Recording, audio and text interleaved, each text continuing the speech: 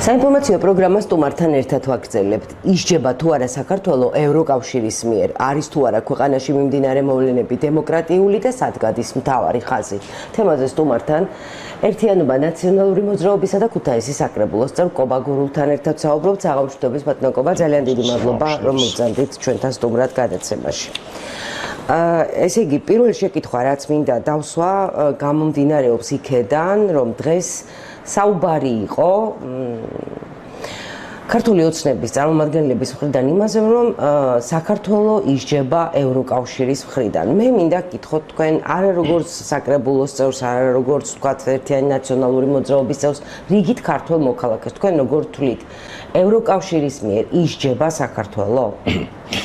პირველ რიგში მადლობა მოწვევისათვის, მინდა ჩემს მაყურებელს აკალაკლებს მოულოცო დღევანდელი დღე ბარბარობის დღესასწაული. ჩვენ ტრადიციებში ბარბარობა ასოცირდება ბედობის დღესთან. დაგვედებოდეს ერთხელ და სამუდამოდ განთავისუფლება პრობლემებისაგან და ნანგრევებისაგან, რაც კიდევ შემორჩენილია საბჭოთა იმპერიის და რომელიც დღეს კიდევ გვებრძვის და გაისათ უკვე სხვა გარემოში და სხვა თავისუფალ სამყაროში მოგვილოცოს ეს დღესასწაული. შეკითხვაზე თავიდანვე ერთ პატარა ესეც მონახავს გავაკეთებ პასუხს, რომ ნახეთ, მთელი უბედურება რაში არის ამ დღეების და დაწყებული საარჩევნო დღიდან და შემდეგ ის 28 რიცხვში რა ტრაგედიაც დაგვემართა, როცა გამოაცხადეს ეს ჯოჯოხეთური გადაწყვეტილება. ისჯება საქართველოს, როცა ესენი ამბობენ, სამწუხაროდ ესენი კიდევ ერთხელ ადასტურებენ, რომ საქართველოს მათ მიაჩნიათ მხოლოდ საკუთარი თავი და არსებული ეგრეთ წოდებული ხელისუფლება. ნახეთ, როგორ ნათქვამი არის ისჯება საქართველოს. ესენი იმდენად უკვე ჩაკეტვის სივრცეში აღმოჩნდნენ და ცხოვრობენ, რომ უკვე იმდენად გაებჟნათ შინაგანად, რომ ჩვენ ვართ და იმის იქით აღარაფერია, რომ ესე სიკადრეს და ესე თქვეს, რომ ისჯება საქართველოს და საქართველოში ასოცირებას უკეთებენ საკუთარ თავებს. ხვდებით ხო, რასაც ვამბობ, ხო? და მე ვიდრე თქვენთან შემოვიდოდი სტუდიაში, თვალყურს ვადევნებდი, ახლა დებატები მიმდინარეობდა ევროპარლამენტში და ძალიან მაგარი და ღირსეული განცხადებები გააკეთეს. ნახეთ, რას ამბობს ერთ-ერთი ევროპარლამენტარი, სამწუხაროდ გვარი აღარ მახსოვს, რომ ჩვენ უნდა დავდგეთ იმ თავისუფლების გვერდით, რომელიც თავისუფლებასაც ევროკავშირის დროშით იცავს დღეს ქართველი ხალხი, ნებისმიერი პროფესიით და ნებისმიერ რეგიონში უკვე, თუნდაც არა მარტო თბილისში, ნებისმიერ სოფელში. საქართველოს კი არ ისჯება. ისჯება ეგრეთ წოდებული და არალეგიტიმური ხელისუფლება, თვითმარქია ხელისუფლება, რომელმაც მოყარა არჩევნები და რომელმაც მოიპარა თავისუფლება. ვერ მოიპარავს ვერასოდეს, უნდათ ბოლომდე მოიპარონ საქართველოს მოქალაქეების თავისუფლება. ამიტომ საქართველოს არ ისჯება, ისჯებიან ეგენი. ნახეთ, კიდევ ერთ დავამატებდი. პატარა დისკომფორტი ასე შეაფასეს ქართული ოცნების წარმომადგენლებმა ეს დიპლომატიური პასპორტების პატარა დისკომფორტი როგორც თვითონ განმარტავენ, ხო? კი ბატონო. მაგათ აქვს ყოველთვის ერთი ნარატივი და ერთი ფორმულირება, რომ ნებისმიერი თემა წარმოუჩინონ საზოგადოებას ისე როგორც მათ ჭირდებათ. პატარა დისკომფორტი არ არის ეს. პატარა დისკომფორტი ახლა მაგათ თუ გონიათ, რომ გონიათ არა როგორც კი იციან თვითონ ყველაფერი, მაგრამ საზოგადოებას როგორც ატყვილებენ, როგორც მთელი ამ წლების განმავლობაში ატყვილებდნენ, რომ თუ თქვა დიპლომატიური პასპორტით ვერ შევალ, ჩვეულებრივი როგორც ჩვენ აგვაქვს, ნებისმიერ მოქალაქეს შევალ იმ პასპორტით. ხალხო, ეს არის მარაზმი და სისულელე. ბაზაში, ევროკავშირის ბაზაში, როდესაც დაფიქსირებული არის შენი სახელი, გვარი და პასპორტი, დაფიქსირებულია პირადი ნომერი. დამთავრებულია პირადი ნომერი, ეს არის ადამიანს აქვს სიცოცხლის ბოლომდე. პირადი ნომერი არის დაფიქსირებული და ლურჯი, მწვანე, წითელი და ყვითელი არანაირი პასპორტი მას აღარ შველის. დამთავრებული ეგ არის აკრძალვა და მხოლოდ ვიზის გაცემის შემთხვევაში შეიძლება შესვლა, ეს უფრო სუფთა იურიდიული ფორმალობაა, არანაირი ვიზა მათზე რო არ გაიცემა და შეზღუდული იქნება ვიზები, ესაც კარგად ვიცით და ეს არის ყველაფერი, რომ ბოლომდე უნდათ ისინი რას ცდილობენ, ნახეთ, ისინი ცდილობენ, რომ ის კიდევ დარჩენილი მცირე ოდენობა მოსახლეობის, რომელიც ამ სიცრუეში გაბრუებულს არიან და კიდევ უნდა შეინარჩუნონ, რომ რაღაცა საყრდენი კონდეთ იმ თავისი დაჯგუფების გარეთ, რომ როგორმე იქნებ შეინარჩუნონ. ეს არის უკვე განწირული მომაკვდავი ხელისუფლების ბოლო გამოძახილს გავს ეს ყველაფერი, როცა ასე თვითონ გამოწვევის ასე შეაფასა ბატონმა მდინარაძემ მოვლენები ქვეყანაში, რომ ეს არის ქაოსი, რომ ეს არის მეორე ფრონტი ჯაშუშების მმართველობა საქართველოში. ანუ გამოდის, რომ ნახეთ, ეხლა თბილისში რაც ხდება, მთელ საქართველოში და განსაკუთრებით ეპიცენტრი ამისი თბილისში არის რაც ხდება, იქ რა კატეგორიის ხალხი გამოდის, ჩვენი თვალითაც გვინახავს ტელეეთერების გარეშე და ვიცით ხო, თქვენ თუ დააფიქსირეთ სიმბოლოდ ღირსებისა, ტრადიციისა და ქართული სულისა. ჩაკრულოდა ეს სიმღერეს, ხო? ცხონებული მერაბ კოსტავას ისა. ესე იგი, იქ ვინ იყო ეს კატეგორია? ნამდვილი ქართველები, ჩაცმული ახოვანი შესახედავად ყველაფერი და ჯაშუშები ვინ არის? როცა ამათ უსვამ კითხვას, მათ აქვს მხოლოდ ერთი პასუხი. ჯაშუში და მოღალატე არის ყველა, ვინც არ იწონებს მათ საქციელს. ახლა ჩვენ გვაქვს შეკითხვა, თქვენი საქციელი ამ დანარჩენისთვის ეგრეთ წოდებული თქვენ რომ ჯაშუშებად და მოღალატეებად აქვს მონაწილე არის მოსაწონი? ესე იგი თქვენი ყველაფერი არის მოსაწონი, რადიკალი გეი, LGBT ყველაფერია, თქვენ ხართ мама ღმერთის გამოგზავნილი წმინდა ანგელოზები, ხო? ეს არის ყველაფერი უკვე ის რაცაც ესენი 12 წლის განმავლობაში ატყვილებდნენ ხალხს, ჯერ კიდევ ეპოტინებიან ამ სიცრუეს და უნდათ როგორმე მათ უკვე ჩამოეშალათ მხარდაჭერთა რაოდენობა. ბატონოკობა, ნახეთ. უნდათ როგორმე შეინარჩუნონ რაღაც კატეგორია. ევროკავშირთან ურთიერთობის ამ ფაზაში შესulis თაობაზე განმარტება გააკეთა და თქვა ესეთი რამე, რომ ევროკავშირს ჩვენ საგარეო კურსთან არავითარი პრეტენზია არ აქვს. ჩვენ უბრალოდ ვერ ვთანხმდებით რიგ საკითხებზეო, ეს არის მაგალითად არ შევდივართ ეკონომიკურ და სამხედრო დაპირისპირებაში რუსეთთან, რადგან ეს ქვეყანას გაანადგურებს და კიდევ ერთი საკითხი ეს არის სწორედ LGBT საკითხი. ამ საკითხების გამო გვაქვს ჩვენ ევროპასთან უთანხმოებაო. ასეთი განმარტება გააკეთა დღეს მაგათ აქვთ ვოლსკისაც, დანარჩენებსაც მაგათ აქვთ გაწერილი ინსტრუქტაჟი FSM-ს სპეცსამსახურების მიერ რა უნდა ილაპარაკონ და საზოგადოება როგორ უნდა აცხოვრონ კიდე სიცრუეში და შეინარჩუნონ მხარდამჭერა. ნახეთ რას ამბობს კურსთან კი არა აქვს პრობლემა, იმასთან აქვს პრობლემა, რომ ჩვენ რუსეთს არ ვებრძვითო. ეხლა ჩემ და სამწუხაროდ ის კატეგორია, რომელსაც ანალიზის უნარები ცოტა დაქვეითებული აქვს, რბილად ვიტყოდი, ამას აღითქვამს უკვე ისე როგორც უსმენს და ის არის ის კატეგორია, რომელიც შემდეგ პროგრესულ ნაწილის წინააღმდეგ გამოდის და ესენი ამითი აკეთებენ ასეთ განაცხადს, რომ ნახეთ თუ ეს ხალხი, რომელსაც ექსტრემისტებს, რადიკალებს ეძახის, რომელიც გარეთ დგას უკვე 20 დღეა, ამბობს რაღაცას, აგერ არის კაცო ხალხი, ვინც ამბობს, რომ ეს მიუღებელია ჩემთვის. ამათმა შექმნეს, არ ვიცი, homo sapiens-ი ქვია, ხო, რაღაცას მსგავსი sapiens-ი, რომელსაც შთაგონეს ეს სისულელე, გაუჯერეს ტევინი ამ სისულელით და მათ უთხრეს, რომ შენ თუ ეომები რუსეთს და იარაღით, მაშინ ახარ ევროკავშირისთვის მისაღები, თუ არ ეომები, მაშინ შენ იმტერია ევროკავშირი. ხო ხედავთ, საითკენ ვიყავთ ლაპარაკი. იმდენად დახურდავებულია ეს თემა და იმდენად პრიმიტიულია და იმდენად პრიმიტიული ცნობიერების დონეზე არის დაყვანილი, რომ უკვე ეგ გაშიფრულია ყველაფერი. უკვე ეგ ჯერას ჩვენ და სამწუხაროდ იმ კატეგორიას, რომელ კატეგორიასაც ელემენტარული მიზეზ-შედეგობრივი ანალიტიკის უნარი არ გააჩნია. მაგრამ სამწუხაროდ უმრავლესი ოდენობა ქართული მოსახლეობის არის ჯანსაღი ოდენობა, ეს არის მოაზროვნე ოდენობა და ეს არის პროგრესული ნაწილი. ნახეთ ხო რა ხალხი დგას გარეთ. ეხლა დღეს ციფრმა ბოდიში დავასრულებ ბოდიში 620 ოდენობას გადააჭარბა ბიზნესის განცხადება. ეს ბიზნესია, ვინც ქმნის ეკონომიკას, ეს ბიზნესია, ვინც იმ რობოკოპებს ხელფასუხთის, ეს ის ბიზნესია, რომელიც ამოძრავებს ეკონომიკას ხელფასუხთის ყველა სტრუქტურაში მომუშავე დასაქმებული. თუ ეს გაჩერდა, ფაქტიურად ეკონომიკური ჩამოშლა გვაქვს ხო დაწყებული, ხო? და ესენი სერიოზულ რისკებს უყურებენ. ნახეთ იგივე, ეხლა თქვენ რა გგონიათ გარდა ამ ნაწილისა კი არა უკვე უმრავლესობისა. აი ეს ვისოლის და ვენდისის პატივცემული მხატაძეები, რას ფიქრობენ, ძალიან მაინტერესებს. ეს ვენდისი და ესა რომ ის ინვესტორი და პარტნიორი მისი ბრენდის და ფრანჩაიზინგს ეტყვის, რომ ხვალ უნდა გაათავისუფლო სივრცე ჩემი ბრენდისაგან, იმიტომ რომ მიუღებელია ამ ქვეყანაში ბიზნესის კეთება. მე სად მიდიან, ძალიან მაინტერესებს. თუ რას ფიქრობენ, ახლა უცებ გადაბარგდებიან ჩინურ და რუსულ მიმართულებებზე, ეგ გამორიცხულია ბუნებაში, ეგრე არ მოხდება და მათ პირდაპირ დაარტყამს და მოდი გატეხეთ რა, გაჟეჟეს გატეხილი ჯობია და გადეკით ხალხო, ხო, უკვე 620 გადააჭარბა, ხო? 629 პირობითად ხვალ თქვენ გახდით, იმიტომ რომ საერთოდ როცა ნანგრევებში არ უნდა მოყო, როცა ინგრევა ყველაფერი. აქ ინგრევა ყველაფერი. ესენი რჩებიან უკვე მარტო ქართული ოცნება და მისი გუნდი დასაქმებული ამ სიპებში, აიპებში და მათ სამსახურებში. თუმცა ასე არ ფიქრობენ ქართული ოცნების წარმომადგენლები და დღეს ბრიფინგზე, რომელიც ჩაატარა ბატონმა კობახიძემ, აღნიშნა, რომ არანაირი კრიზისი, არც პოლიტიკური და არც ეკონომიკური საქართველოში ამ ეტაპზე არ არსებობს. მას ხო ეცინება ხოლმე ქალბატონ თამნო, როცა ესეთ განცხადებებს აკეთებს. მე ჭიმებადება, ეს სიცილი რისგან არის გამოწვეული? იცის რომ სისულელეს ამბობს და ვეღარ იკავებს სიცილს?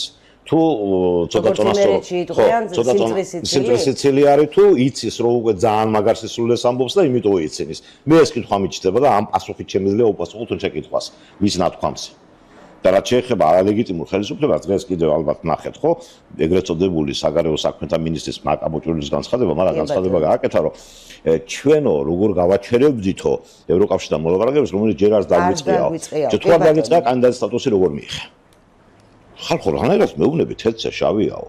ბრმები ვართ, ხროვები ვართ, არაფერი არ ვიცი, თეთრზე შავზე მეუბნები და მე მინდა დამაჯერდო და გითხრა, კანდიდატის სტატუსი გაქვს, აქტიურ ფაზაში იყავი მოლაპარაკებების, 28-ში გამოხვედი და გადმოგვატრიალე და თავზე დაგვამხო. ერთი წლის წინ ხო ერმა და ბერმა ვიზე იმეთ კანდიდატის სტატუსი. ერთი წლის წინ ერმა და ბერმა კი არ ვიზე იმეთ. განცხადებები ხომ გააკეთა ქართული ოცნების და მაშინდელი მმართველი პარტიის საკრებულოს თანამდებობის პირებმა გააკეთეს განცხადება, რომ აი ნახეთ ჩვენი შრომისა და ჩვენი საქმიანობის შედეგი თუ არ არის მიღწეულიო და გილოცავთ კოლეგებო ევროკავშირის კანდიდატის სტატუსო.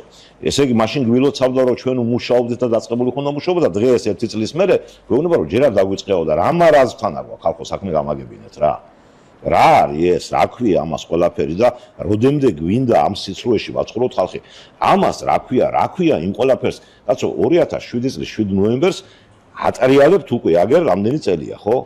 20 დღეა 7 ნოემბერს აწყობდით ყოველ დღე, ხო? და უარეს, ხო? რაღაცა ხო არის. არც საქმე დაწყებული არ არის გამოძიებული. თქვენ ხო ნახეთ კადრები ახლა, ხო? ნახეთ ხო მაკაჩიხაძეს და გიორგი შეწირვლის კადრები. ეს არის არა მარტო ის თავდასხმა, ეს არის სიცოცხლის მოსპობა, სიცოცხლის მოსპობის მცდელობა. უმკაცრესად დასაჯდელი დანაშაული სიცოცხლის სამართლის, ხო? ვინმე გამოკითხული არის? ეს თავარია დაზარალებულად იყვნენ ჟურნალისტები. დაზარალებულად, ნახეთ, იურისპრუდენციაში შეიძლება იყოს ასეთი ფაქტი, რომ დაზარალებულად შეიძლება ვინმე იყოს ცნობილი, მაგრამ ჯერ ბრალდებული არ არსებობს. ესენი დატოვებენ ამას დაზარალებულად, ფორმალურად რომ ფურცელზე აბატონო დაზარალებული, მაგრამ ბრალდებული არ იქნება არავინ და ბრალი წაყენებული ჯერჯერობით არავის არ აქვს.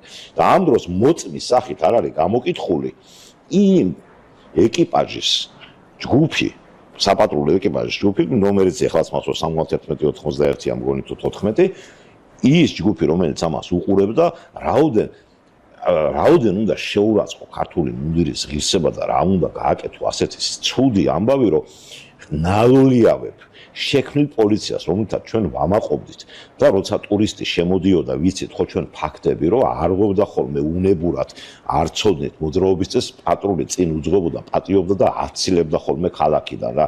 მე ფაქტებიც ვიცი ამისი კონკრეტული ტურისტიდან მონაყოლი, ხო? ეს ღირსეული პოლიცია რა დონეზე შეურაცხყვეთ ხალხო. რა უქენით რომ აგერ მკვლელობის მცდელობა ხდება და ეს გაფრთხილებული გყავთ, რომ შენ ვითომ არც გაგიგონია და არც დაგინახია. ეს რა უბედურება გჭირს გავაგებინეთ ხალხო. და ვის ესხმით თავს, ესხმით იმ ადამიანებს, რომელიც იბრძვიან იმისთვის, რომ ადამიანებამდე მოქალაქეებამდე მიიტანონ სიმართლე და დაანახონ რეალურად. სადა ვართ საერთოდ? კადიროვშინასაც ცილდება. სად გადის მთავარი გადამწყვეტი ხაზი, ღერძი? მთავარი გადამწყვეტი ხაზი, ნახეთ უკვე ხალბატონ თამარ, მთავარი ხაზი, მთავარი ღერძი გადაკვეთილი არის მე ჩემი პირადი და სუბიექტური მოსაზრება იმ ნაწილში, რომ ამ 20 დღიანმა პროტესტმა გამოიღო შედეგი. შედეგი გამოიღო და ევროპარლამენტარები უკვე ნახეთ როგორ ამბობენ, აი რუსთაველზე დგას ქართველი ერის რაღაც ნაწილი, ეს უკვე იმდენად მიჩვეული, ყურს მიჩვეული თემა იყო, თითქოს აქაც არაფერი და უკვე მთელი საქართველო რო პროტესტის მუხტის ქვეშ არის, ისინი უკვე სხვანაირად მოქმედებდა. რა ვერც ვიფიქრებდი, რა მაგარი და გააზრებული ნაბიჯი გადააკეთეს, რომ ჩვენ გადავრჩით, არც ვერჩით ახლა ვიღაცა ადამიანი, რომელიც მიდიოდა დაუშვათ საახალწლოდ ან შოპინგზე, ან დასვენდა თავისი ნაუფლარით ნაწყობებით, მიდიოდა ევროპაში, ან იმას აჩვენეთ, რომ იქ ვიღაცას უვლის მოხუცდა, აქეთ ოჯახს არჩენს, ხო? მათ დასაჯეს არა ქართველები, დასაჯეს ის დამნაშავეები, რომელსაც ეგრეთ წოდებული უკვე ხელისუფლება ჰქვია, რომელმაც ეს უბედურება ჩაედინეს ქართველების წინააღმდეგ. მე შეში მქონდა რომ არჩევეკეთაც საერთოდ დასრულებულია საკითხი, თქვა დღეს გარკვეულმა კიდე გავიმეორებ გარკვეულად და კონკრეტულ პარლამენტამდე. ჩვენ უნდა დაავდგეთ ქართველი ერის გვერდით, ჩვენ უნდა დაავდგეთ იმ დროშის ქვეშ, რომელიც დროსაც არის ჩვენი და რომელიც უკავიათ მათ თავისუფლების სიმბოლოდ. აი ეს სიტყვები თქვა და მოუწოდა რომ ეს სანქციები მიღებული იქნეს და მაგათ თუ გონიათ რომ ამ სანქციების მიღება ფორმალობაა, როგორც უზნობენ და მეტი არაფერი, ნელ-ნელა დავინახავთ. ნელ-ნელა დავინახავთ როგორ ერთმანეთთან როგორ დაეძაბებათ მათ ურთიერთობა. ბატონო, შემდგომ სანქციებზეც იყო დღეს საუბარი და მომდევნო კვირაში გამოცხადდება ის სანქციები. მე წინა ეთერში ვთქვი, ალბათ ამ უნდა და კიდე მინდა გავიმეორო, ეხლა არ უნდა იყოს ნორმალური რიგით საქართველოს მოქალაქე რომ მოგწონდეს შენ რომ დასანქციონებული ხელისუფლება და ამით ამაყობდე, ეს არის ჩვენი ტრაგედია. ეს ჩვენი ყველასი ტრაგედია არის, იმიტომ რომ ჩვენი სიამაყე არის, როცა გყავს შემდგარი ძლიერი, განათლებული, ჩამოყალიბებული, კულტურული დემოკრატიული რაც მთავარია ხელისუფლება, როცა შენ დაასანქციონებული ხელისუფლება გყავს, შენ რო ჩახვალ ნებისმიერი ქვეყნის ტერიტორიაზე და შეხვალ მის საზღვარზე, შენ ცოტა ისე ალმაცერად გიყურებენ და შენს მიაშენ ხარ, რომ შენ არ ახარ ისეთი ქვეყანა, რომელიც ქვეყანაც არის პროგრესული და დემოკრატიული და ეს ჩვენი თითოეულსაც გვეხება რა. კი ბატონო, ბატონო კობა, ვიდრე დაგემშვიდობებით, კიდევ ერთ შეკითხვა მინდა დაგისვათ, როგორ შეაფასებთ თქვენ კობახიძის დღევანდელ განცხადებას, რომ ის მზად არის საჯარო და არასაჯარო სივრცეში დისკუსიებისთვის რო გამონახოს და დაუჯდეს ნებისმიერ ადამიანს. ნებისმიერ ადამიანს თავისთავად არ დაუჯდება, საუბარი აქვს ალბათ იმ ნაწილზე, რომელსაც პოლიტიკური აზროვნების და პოლიტიკური ფონდები რომ გულწრფელად ვისაც ჯერა ამ ყველაფრის რაც ხდება და აინტერესებს პასუხი მართველი გუნდიდან ის მზად არის როგორც საჯარო, ასევე არასაჯარო სივრცეში დაჯდეს და ის. მე რომ გითხო, მათ დავუსვამ მხოლოდ ერთ შეკითხვას. როგორ თვლით თქვენ ხართ თუ არა სრულიად საქართველოს ხელისუფალი? ჩვენ ხო ვიცით რომ არჩევნები რა ფორმით მოიპარეს და რა ფორმით გააყალბეს და დაახლოებით 10-12% რა ფორმით არის მოპარული. ძალდატანებით შიშით მოსყიდვით ხთამის გადახდით ეს ხო ვიცით ეს ადამიანები არსებობენ რომელიც ამოს მეფული მომცემლობა. ამ კაც როცა ელაპარაკები უნდა ელაპარაკო როგორც ლეგიტიმურ შენ ხელისუფლებას. ხო არ არის ეს ლეგიტიმური ხელისუფლება და რაც ამაზე მოგელაპარაკო. ბატონო კობა ამ შენიშვნებს კედელზე ცერცის მიყრას გავს ჟურნალისტების შეკითხვებიც კი როცა არსებულ ფაქტებზე სვამენ ჟურნალისტების შეკითხვას. სწორი შენიშვნაა და მადლობთ რომ გამახსენეთ. თუ პატვიცემული მაგას ამბობს გულით რაც დღეს თქვა, მაშინ შეხვდეს საუბარში ოპოზიციურად არა კაცო, ოპოზიციურად აღარ დავარქმევ ამას. სიმართლისათვის მებრძოლ ჟურნალისტებს შეხვდეს საუბარში და უპასუხოს მათ კონკრეტულ შეკითხვებს ისეთი ფორმით, როგორც შეკითხვაზე დასმული პასუხის გაცემას ეკადრება. და მაშინ იქნება ეს ნიშანი იმისი და მარცვალი იმისი, რომ დანარჩენ საზოგადოებასაც გაუჩნდება სრული. როცა კრიტიკულ შეკითხვას კი არა, ზუსტად იმ შეკითხვას უსვამს, რაც საზოგადოებას აინტერესებს ჟურნალისტს და მას აქვს ხოლმე პასუხი, რომ შენ ხარ ნაცის ტელევიზია, შენ ხარ იმის ტელევიზია, შენ ხარ ამის ტელევიზია, ამის მერე რაზე უნდა გავაგრძელოთ საუბარი? ნაცვლად იმისა, რომ პასუხი გაცეს ამ ჟურნალისტებს, ჩვენ ვისმენთ მათგან ერთ პასუხს. შენ ხარ ეს, შენ ხარ ის. ეს როგორ შეიძლება აკადრო, ხო? როგორ შეიძლება აკადრო ეს შენ საზოგადოებას და დღეს კიდე ბატონიძე კალაზე რო ამბობდა თვითონ ესმე რომ თურმე 1000 კაცი გამოვა, ჩაივლეს ამ ქუჩას, გაიქცევენ მე სახლებში, გამოიწვის სალისფერსაც. ხალხს ასაცილოა ეს ყველაფერი რა. ეს მან არასერიოზულობაში გადადის, ხო? ეს საჯარო მოხელემ და პირმა კი არა, შეიძლება ეს არ უნდა იკადრო ესე ქუჩის ბირჟას დონეზე, რომ ვიღაცას ესაუბრები ესეთ ცესულე და სირცხვილია ეს ყველაფერი და მე ალბათ სოფლიო უყურებს იქ ადამიანები ერთი და იგივე ჯგუფი დადის თუ არა. არა მე ეგრო უთხრა შეიძლება მე თქვას რომ მაგათო რაღაცო მიღბები აქვსო სახის ესაო და იმას იკეთებენ რომ ვითომ ეხლა რო იყო ის ეხლა ვითომ ეს არისო რა და კიდევ ერთ რაღაცა მინდა ჩავმეტო რა მარավში გვაქვს გატარებული ეს ბოლო წლები ხო ნახეთ კოდექსში სამართლებრივი კოდექსი როგორ შეიტანეს 3 წლის უკან ხო ახლა პანდემია იყო ვიცით რაც იყო ნიღბის ესე დამცავი ნიღაბის გარეშე სერვისთვის ჯარიმა იყო და პოლიცია გაკայებდა ადმინისტრაციულ წესს და ახლა ნიღაბის გაკეთების მაშინ არ გაკეთების ვინ გაკայებდა ადმინისტრაციულ წესს და გაჯარიმდა და ახლა პირიქით არის ხო როგორც უნდა ისე ატრიალებენ ამ ქვეყანას როგორც უნდა ისე ირიგებენ ამ კანონებს და ყოველნაშიო კიდე მანქანებით მოძრაობა მადლობაო, ეს ვარიო დარღვევაო და ეს ძალიან მაინტერესებს ღმერთმა გვიმრავლოს ამ ქვეყანაში ხორცილები და გამრავლება ქართველი ერის და ესე იგი გამოდის რომ ეს საქორწილო ესკორტიც რო იქნება ხო 5 მანქანაზე მეტი თუნდაც 3 იყოს ამშულება ისიც უნდა ვაჯარიმოთ თუ დროშა გადმოკიდეს მაშინ დააჯარიმებენ თუ ადამიანი ვთქვათ გაცივების შემდგომ პრევენციის მიზნით რო სხვა არ დაასნებოვნოს ატარებს ნიღაბს სამედიცინო ნიღაბს ასაინტერესოა ეს რა მარაზმია პირობითად ცხოვრობ კაცო რუსთაველზე ანუ აკეში ან საბურთალოს სადაც არის ხალხშეყრა ხალხის ამ მოვლენებთან მიმართებაში ხო გრიპი მაქვს ჩამოვედი აფთიაქში მიკეთია ნიღაბი მიჭერ მაჯარიმებ და 500 ლარიან ჯარიმას მახტევიებ შეკითხვა მაგ ამ ხალხთან შეკითხვა მაგ ამ ხალხთან გრიპიანი ადამიანი გამოვედი მედიკამენტის საყიდლად მიკეთია ნიღაბი ისედაც რომ ცივი ჰაერი არ შევისუნთქო პირობითად შენ უფლება გეძლევა რომ თუ გავერიეთ ხავთ ახლოს გაუარე ამ პირობითად 100 კაც დამაკავო ადმინისტრაციულს და გადამახტები 500 ლარი სადახართ ერთ გამაგებინეთ რომელ კანონში ხართ და სადაზრონებთ და საიდან მოგაქვთ ეს სისულელეები გამაგებინეთ 10 თენილი ხართ ყველა გეომეტრიაში არსებობს ასეთი 10 თენილი წრფეები რომელიც უსასრულო და არასდროს არ გადაიკვეთება 100 თენილი ხართ ბატონებო უკვე თქვენ ქართული ხალხის ინტერესებს ქართველების ინტერესებს და 100 თენილი ხართ ყველა საკანონმდებლო ბაზას იმ მარაზმის მერე რაც ამ ბოლო თვეების განმავლობაში დამართეთ ქართველ ერს ამიტომ გონს მოეგეთ მოგიწოდებთ შვიდობით დავამთავროთ ეს რაც ხდება და გამოაცხადეთ ის რაც ეკუთვნის ღირსეულ ერს ახალი რიგარეში არა რიგარეში სხვანაირად მოხდება ახალი არჩევნები და თქვენც მოგბრძანდით ხელისუფლებაში თქვენც იყავით იმ საპარლამენტო გუნდის გარკვეული წევრი და ჯანსაღად იმუშავეთ ქართველი ერის სასარგებლოდ აი ეს არის გამოსავალი და სხვა გამოსავალი აღარ არსებობს ტყუილად იმედი ნუ გექნებათ ძალიან დიდი მადლობა ბატონკობა დაგემშვიდობებით მადლობა თქვენ მოწვევისათვის კიდევ ერთხელ თქვენ ძვირფასო დამოუკიდებლობ მადლობა რომ გვიყურეთ ერთმანეთს შეხვდებით ხვალ 20-სა და 30 წუთზე მეგატივის არხზე ნახვამდის